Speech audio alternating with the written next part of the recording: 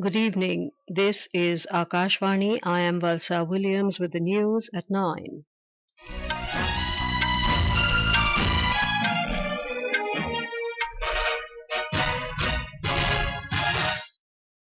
The headlines: Government says diplomatic missions are in close contact with Indian nationals in Bangladesh, also monitoring status of minorities amid unrest in neighbouring country. Bangladesh President Mohammad Shahabuddin dissolves parliament, army implements major reshuffle in senior ranks. President Draupadi Murmu holds bilateral talks with Fijian counterpart Ratu Viryam Maivalili Katonivere in capital Suva. Indian High Commission issues travel advisory for United Kingdom amid recent disturbances. In Paris Olympics 2024, Neeraj Chopra qualifies for javelin final. Wrestler Vinesh Phogat advances to semi-finals in 50 kilogram freestyle.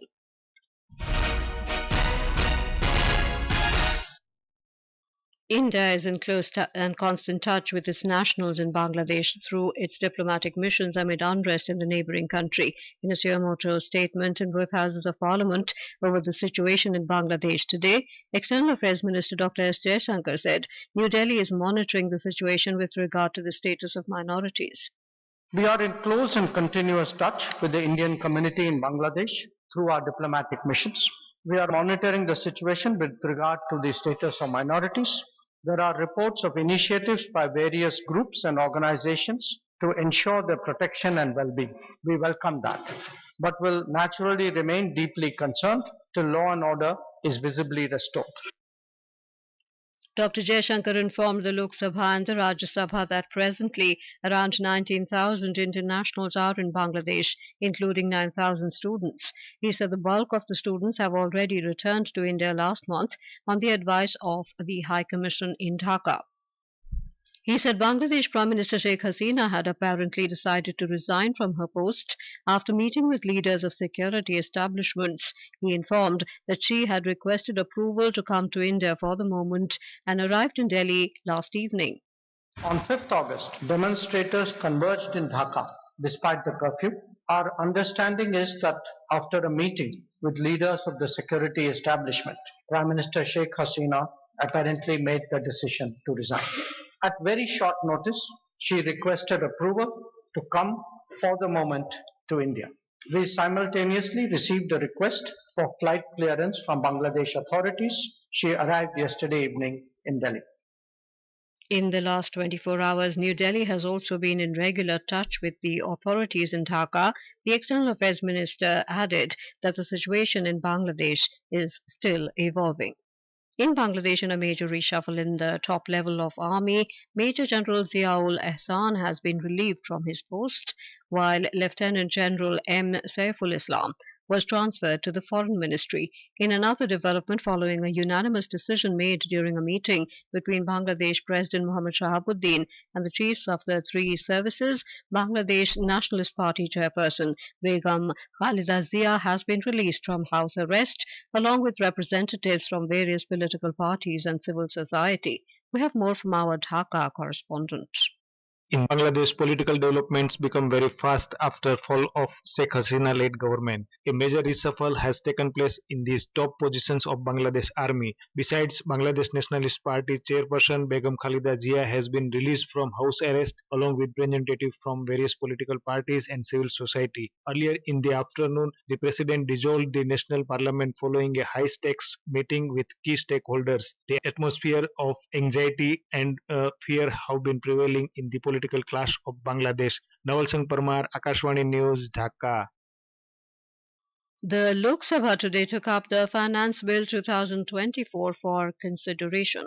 Initiating the discussion, Dr. Amar Singh of Congress alleged that the union budget has provided relief to only people of higher income groups and has not taken care of middle and lower income groups. Another Congress MP, Dipendra Hooda, said FDI has been continuously decreasing in the country. Participating in the discussion, Nishikant Dubey of the BJP said the union budget has proposed abolishing angel tax, which will boost startups and job prospects of youth in the country. TMC MP Mahua Moitro said the union budget has no provisions for the middle class and the poor. NCP SP leader Supriya Sule demanded the withdrawal of GST on life and medical insurance premium. The discussion remained inconclusive. Later, the House was adjourned for the day. Union Finance Minister Nirmala Sitharaman has clarified that minimum balance is not required for PM Jan Dhan accounts and basic savings bank deposit accounts. She was replying to supplementaries during question hour in the Rajya Sabha over charges recovered by various banks from account holders for non-maintenance of minimum balance.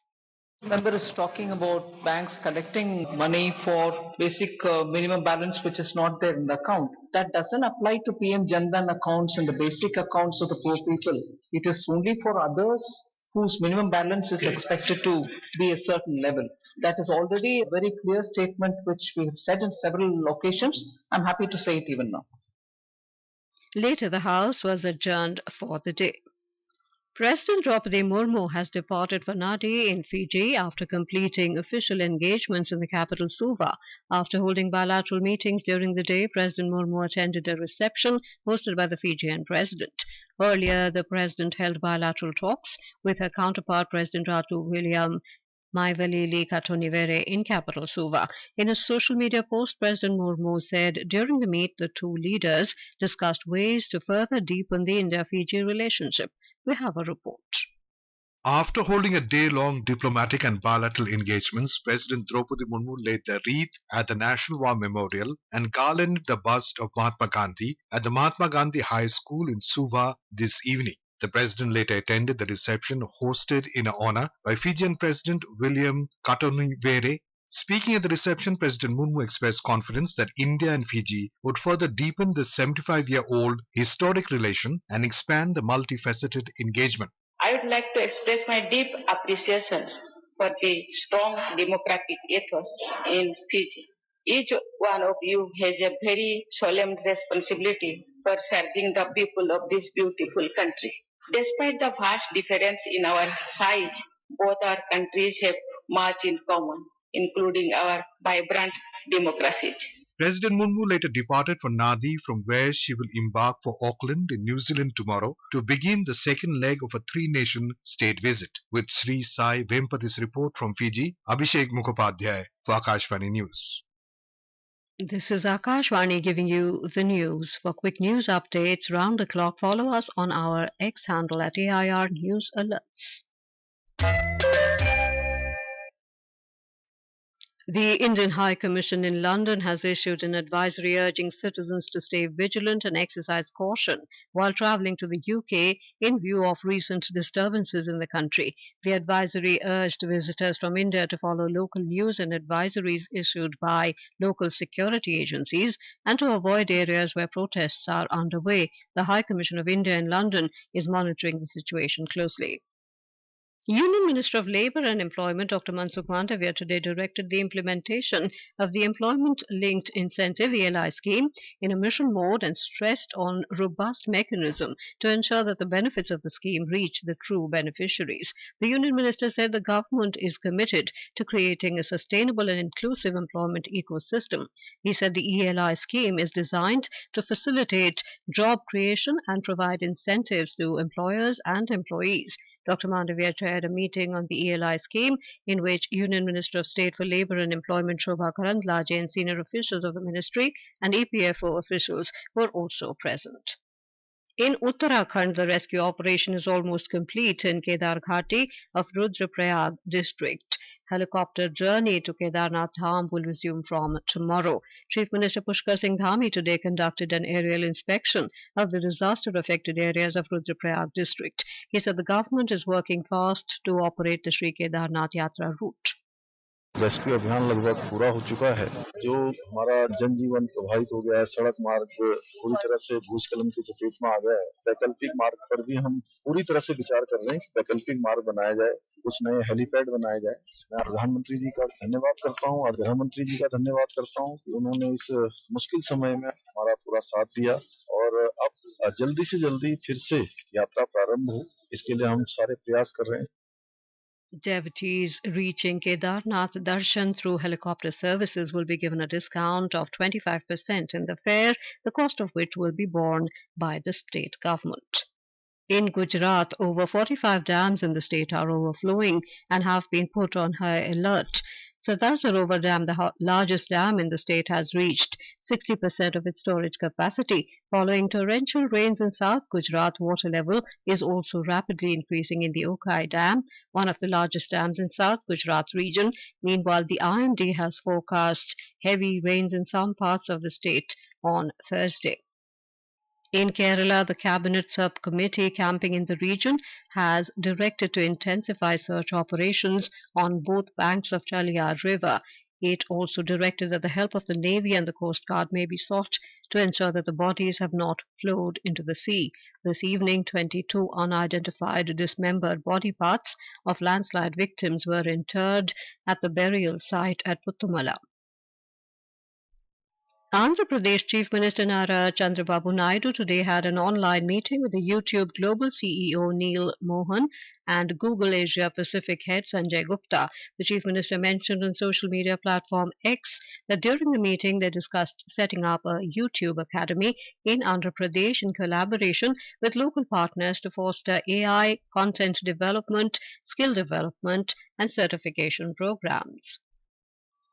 At the Paris Olympics 2024, Neeraj Chopra started the javelin throw qualification event with a monstrous throw of 89.34 meters and has qualified for the final. We have more details from our correspondent who is covering the Olympics. You believe that we can make some magic up and say yeah. If you believe that we can make some magic up and say yeah.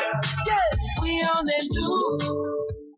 India's golden boy and athlete extraordinaire, Neeraj Chopra romped into the final of the javelin competition with a humongous first throw of 89.34 meters, his season's best as he left the field behind during qualifying action at the Stade de France today. Neeraj is the defending Olympics and world champion and considered by many to be on course to repeat his Tokyo heroics. बहुत अच्छा लग रहा है और एक self motivation मिलता है अगर अच्छी थ्रो के साथ क्वालीफाई हो जाए तो, लेकिन और थ्रोअर्स ने बहुत अच्छी थ्रो लगाई है तो कंपटीशन तो टफ होने वाला है. The other Indian in action, Kishore Jana, a silver medalist at the Asian Games, failed to make the cut after a below-par throw. Superstar wrestler Vinesh Phogat was on fire today, defeating top seed Yui Suzaki, a four-time world champion, in the pre-quarterfinals of the women's 50 kg freestyle event, and then getting the better of Oksana Livac to make it to the semis.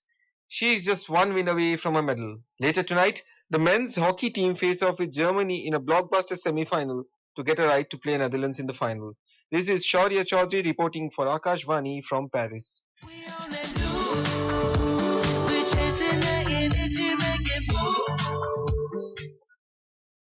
The United States Vice President Kamala Harris has formally secured the Democratic presidential nomination. Harris, who became the first Indian American to win the nomination from a major political party, elected Minnesota Governor Tim Walz as her vice presidential candidate today. Harris's nomination became official after a 5-day round of online balloting by Democratic National Convention delegates ended yesterday night. The party, in a statement, said that 99% of the delegates had cast their ballots for Harris. The first edition of Bay of Bengal Initiative for Multisectoral Technical and Economic Cooperation BIMSTEC Business Summit was held today in New Delhi. BIMSTEC Secretary General said all member states are coming together and will be meeting in different sessions, including B2B meetings. He hoped that this very first BIMSTEC Business Summit would lead to more intra-regional trade and encourage more investment within the region. And now, before we end the bulletin, the headlines once again. Government says diplomatic missions are in close contact with Indian nationals in Bangladesh, also monitoring status of minorities amid unrest in neighbouring country. Bangladesh President Mohammad Shahabuddin dissolves parliament, army implements major reshuffle in senior ranks. President Draupadi Murmu holds bilateral talks with Fijian counterpart Ratu William Maivalili Katonivere in capital Suva. Indian High Commission issues travel advisory for United Kingdom amid recent disturbances. And in Paris Olympics 2024, Neeraj Chopra qualifies for javelin final. Wrestler Vinesh Phogat advances to semi-finals. in 50 kilogram freestyle. That is all in the news at 9. Good night.